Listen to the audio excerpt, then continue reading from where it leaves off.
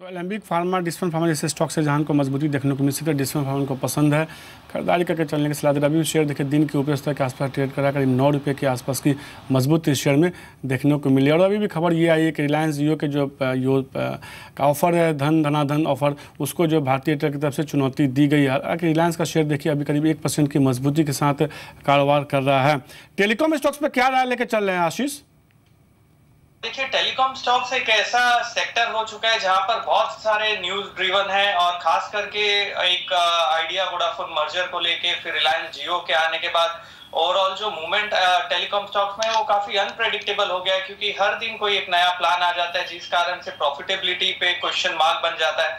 तो यहाँ पर एक कंसोलिडेशन मेरे ख्याल से 6 महीने से साल भर में देखा जा सकता है। भारतीय एयरटेल देखिए कि आइडिया सेल्यूलर देखिए, यहाँ पर एक कंसोलिडेशन का दौर चल सकता है। ये कंसोलिडेशन फेज में ओवरऑल सेक्टर है और जब ये यहाँ पर जो पावरफुल स्टॉक्स और पावरफुल कंपनीज एस्टेब्लिश हो जाएगी और प्लान सब वापस से निर्धारित हो जाएंगे अच्छे से, तब उसके बाद में ये सेक्टर आउट परफॉर्म कर सकता है। फिलहाल थोड़ा संभल कर ट्रेड करना चाहिए।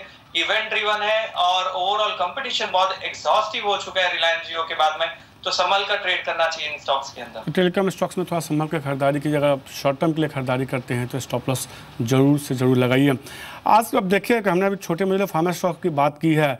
फार्मा स्टॉक्स कहीं ना कहीं केमिकल का भी इस्तेमाल करते हैं और केमिकल स्टॉक्स में देखिए लगातार एक ऐसा सेक्टर है जो बज़ कर रहा है।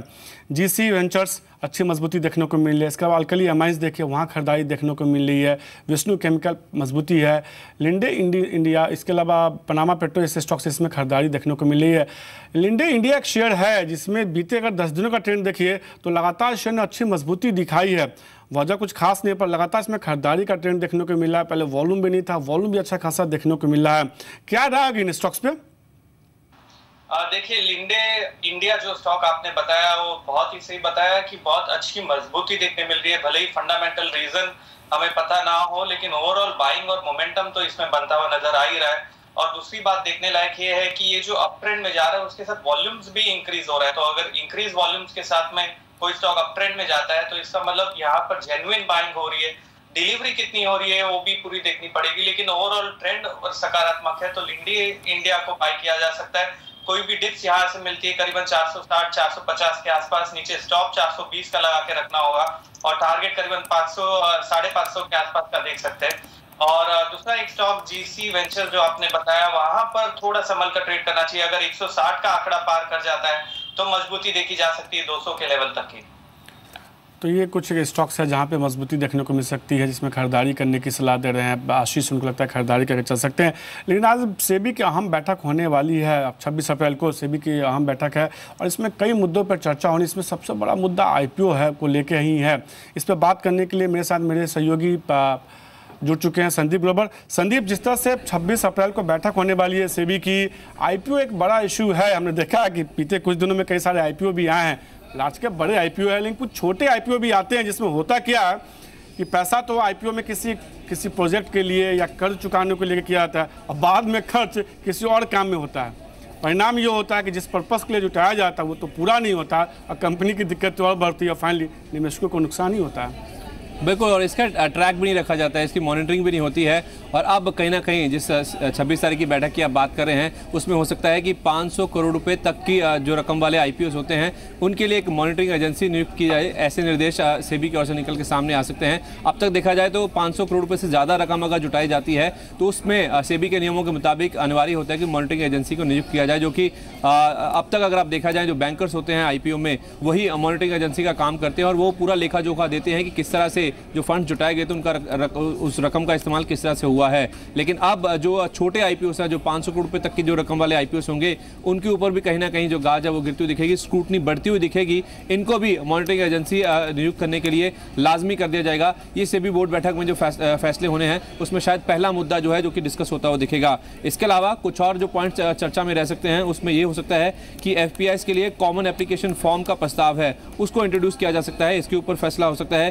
कुछ जो अहम सिस्टमेटिकली अहम NBFCs हैं उनको इंस्टीट्यूशनल का दर्जा दिया जा सकता है, ये कुछ फैसला आ सकता है। तो NBFC काउंटर्स जो हैं उनमें पिछले कुछ दिनों में हमने रन अप आता हुआ देखा भी है, तो उसको अगर लेके फैसला आता है तो NBFC स्टॉक्स पे आपको नजर रखनी होगी। दो फैसले म्यूचुअल फंड से जुड़े हुए आ सकते हैं। म्यूचुअल फंड में निवेश के लिए ई-वॉलेट का इस्तेमाल हो सकता है, इसकी मंजूरी सेबी का बोर्ड दे सकता है। और म्यूचुअल फंड से अगर आप तुरंत पैसे निकालना चाहते हैं तो इसके जो पूरे नियम हैं उसके ऊपर भी बोर्ड विचार करेगा, उसको लेकर भी फैसला अगर आता है तो म्यूचुअल फंड निवेशकों के लिए ये बहुत बड़ी राहत की बात होगी। इसके अलावा अगर डेट सिक्योरिटीज को आपको री इशू करना है तो उसका क्या फ्रेमवर्क होगा, क्या नियम कायदे कानून होंगे, उसके ऊपर भी बोर्ड विचार करेगा। कमोडिटीज के नजरिए से एक बड़ी खबर आ सकती है। देखिए कमोडिटीज में ऑप्शन ट्रेडिंग की जो शुरुआत है उसको लेके सेबी बोर्ड की ओर से जो फैसला है वो निकल के सामने आ सकता है। अगर ये फैसला आता है तो जाहिर सी बात है कमोडिटीज के लिए तो बड़ी खबर होगी, लेकिन उसके साथ साथ जो कमोडिटीज जुड़े हुए काउंटर्स हैं जैसे MCX हुआ, उनके लिहाज से भी आपको इस पर नजर रखनी होगी। आखिर में ब्रोकर्स को यूनिफाइड लाइसेंस जारी करने के ऊपर भी विचार होगा। तो ये कुछ 8 अहम फैसले हैं जिसमें IPO से एक सबसे बड़ी बात है, और दूसरा कमोडिटीज के लिए जो ऑप्शंस की ट्रेडिंग है उसकी मंजूरी सेबी बोर्ड बैठक में मिल सकती है। शुक्रिया संदीप ये बताने के और इसी मुद्दे पर बात करने के लिए हमारे साथ फॉर्मर ED सेबी के जो है JN गुप्ता साहब जुड़ चुके हैं। सर शुक्रिया जी बिजनेस को समय देने के लिए। जिस तरह से 26 अप्रैल को सेबी की एक अहम बैठक होने वाली है, उसमें जो सबसे बड़ा मुद्दा है जिस पर चर्चा होने वाला है कि IPO मार्केट के जरिए खासतौर पर जो 500 करोड़ से कम की रकम जुटाती है कंपनियां, उनके पैसे का इस्तेमाल कहाँ होता है, उसके लिए एक मॉनिटरिंग कमेटी बनाने की बात की जा रही है। इसको कैसे देखते हैं आप? देखिए मैं इसको देखता हूँ कि जो रेगुलेटर जो कोई भी रेगुलेशन बनाता है वो पूरे इकोसिस्टम जो सिक्योरिटीज मार्केट का इकोसिस्टम है उसमें कहीं ना कहीं उसको कोई वीकनेस दिखती है तो उसको दूर करने के लिए बनाता है।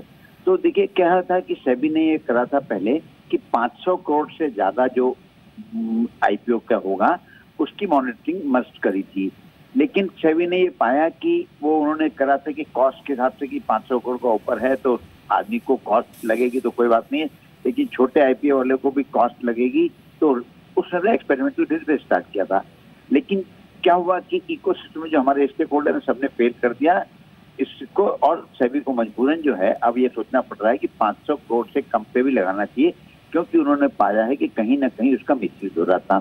तो इसके लिए हम बोल सकते हैं कि हम लोग हमेशा बोलते हैं कि रेगुलेटर की जिम्मेदारी है, लेकिन हमारी सबकी जिम्मेदारी बनती है as a shareholder, as a merchant banker, as a banker, कि अगर कहीं वो इस तरह की कोई चीज पाया जाता है तो उसको कायदे से कंपनी से सीधा उसको डील करना चाहिए, लेकिन वो हो नहीं पा रहा है। तो इसलिए सेबी को मजबूरन रेगुलेशन बनाने पड़ते हैं। इसको हम ये देख रहे हैं कि जो रिस्क है इन्वेस्टर के लिए कि कंपनी ने किसी पर्टिकुलर पर्पज से पैसा जुटाया और उस पर पैसा न खर्च करके बाकी इधर उधर डाइवर्ट कर दिया, तो वो रिस्क इन्वेस्टर के लिए कम होगी। और रेगुलेटर का एक पूरा सा ध्यान इसी तरफ रहता है कि कैसे वो इन्वेस्टर की रिस्क को कम कर सके।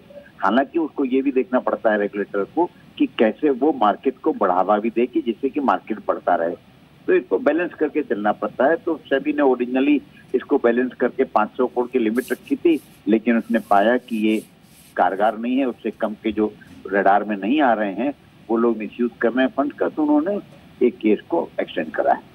सर अभी तक ये था कि जो बैंकर्स थे वही सामान्य तौर पर जो जुटाई हुई रकम थी उसके बारे में जानकारी देते थे, और अक्सर ये जैसा कि आप भी मान रहे हैं और अक्सर ऐसा देखा भी गया है कि उन रकमों का इस्तेमाल जो है किसी और काम के लिए किया जाता था। अगर इस तरह की एजेंसी बनाई जाती है तो आपको क्या लगता है इस पर काफ़ी हद तक लगाम लग जाएगी, या अभी भी एजेंसी के बनने के बावजूद भी बहुत ज़्यादा असर देखने को नहीं मिला? क्योंकि हमने पहले भी देखा है कि सेबी की तरफ से IPO को लेकर बहुत सारे फैसले किए गए हैं, लेकिन उसका बहुत ज़्यादा इम्पैक्ट देखने को नहीं मिला। देखिए मैं ये अभी ज्ञात नहीं है पूरा कि क्या एजेंसी बनेगी, क्या करेगी। मेरे ख्याल में नई एजेंसी तो नहीं बनेगी, जो एग्जिस्टिंग लोग हैं जो इंटरमीडिएटरी हैं उन्हीं को रिस्पॉन्सिबिलिटी होगी। बट देखिए क्या होता है कि हमेशा प्रॉब्लम होती है कि रेगुलेटर कितने भी रेगुलेशन बना ले, लेकिन जब तक ग्राउंड लेवल पे सपोर्ट नहीं होगा तब तक कुछ नहीं होगा। तो हम बार बार ये बोलते हैं कि जो सिक्योरिटी मार्केट का पूरा इकोसिस्टम है, जिसमें हमारे आप जैसे इन्वेस्टर आते हैं, मर्चेंट बैंकर आते हैं, ब्रोकर आते हैं, बाकी ऑडिटर, सबसे अहम रोल होता है ऑडिटर्स का। तो इनको भी अपनी ड्यूटी पूरी तरह से निभानी होगी। अगर ऑडिटर्स खुद इस चीज को पॉइंट आउट करके सेबी को कंप्लेंट करें तो मुझे तो नहीं लगता है कि मुझे किसी और की जरूरत है। ना आपको मर्चेंट बैंकर के पॉइंट करने की जरूरत है, ना बैंकर को करने की जरूरत है, ना स्टेक होल्डर को, ना शेयर होल्डर को, क्योंकि ऑडिटर के पास तो सारी इंफॉर्मेशन रहती है।